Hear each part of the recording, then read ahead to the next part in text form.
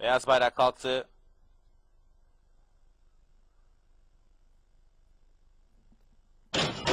Start verildi ve koşu başladı. Çıkışta 8 numaralı Özgün Kan, 9 numaralı Sungur ve 5 numaralı Gündüzhan ikişer boy geride kaldılar. Koşunun liderliğini alan Safkan 3 numaralı Çelik Sömek oldu. 2,5 boy fark yaptı. İkinciliği 1 numaralı Akkurt sarktı. Akkurt'un sarısında 3. 7 numaralı Mert Kal var. Mert Kal'ın 2 boy kadar gerisinde 2 numaralı Ali Şarlı 4. sırada. Ali Şarlı'nın 1600 geçirirken 1,5 boy gerisinde 6 numaralı Karahisar 5. ligde. Onun 3 boy kadar gerisinde 4 numaralı Demir Ezen, hemen dışında 8 numaralı Özgün Kan. 2 boy geride 5 numaralı Gündüzhan. Gündüzhan'ın 2,5 boy gerisinde de 9 numaralı Sungur sırasıyla 1400 metre start yeri geçildi. 3 numaralı Çelik Sömek 1,5 boy farklı 1 numaralı Akkurt'un önünde lider. 4 boy kadar geride 3. 7 numaralı Mert Kal.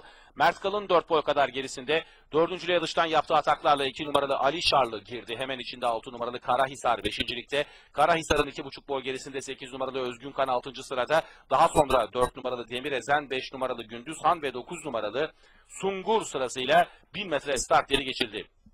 Son 800'e doğru 3 numaralı Çelik Sömek 2 boya kadar çıkardı farklı. Liderliğini sürdürüyor.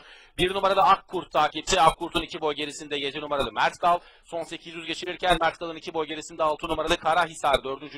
Hemen dışında 2 numaralı Ali Şarlı var. Daha sonra 8 numaralı Özgün Kan. 1,5 boy geride 4 numaralı Demir Ezen. Demir Ezen'in 1 boy gerisinde içeride 5 numaralı Gündüzhan. 2 boy geride virajı son sırada dönense 9 numaralı Sungur oldu. Düzlüğe de 3 numaralı Çelik Sömek 1,5 boy farkla önde çıktı. Dış kulvardan 1 numaralı Akkurt ve 6 numaralı Karahisar'ın, iç kulvardan 7 numaralı Mert Kalın çabalarıyla son 400 metre geçilmek üzere iç kulvarda 3 numaralı Çelik Sömek 2 boy farklı önde ve son 300'e yaklaşılırken de bu liderliğini koruyor. 6 numaralı Karahisar ve 7 numaralı Mert Kal 2. ve 3. sıradaki safkanlar. Daha geriden 8 numaralı Özgün Kan'da yaptığı ataklarla ön gruplu olan arayı azaltmaya başladı. Son 150 geçilirken 3 numaralı Çelik Sömek rakiplerinin ataklarına direniyor dışarıdan. 8 numaralı Özgün Kan koptu geliyor. Çelik Sömek önde dışarıdan.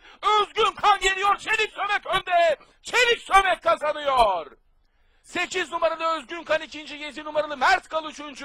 6 numaralı Karahisar'da 4. oldu. Koşuyu 3 numaralı Çelik Sömek Gökhan Yıldız'la kazandı.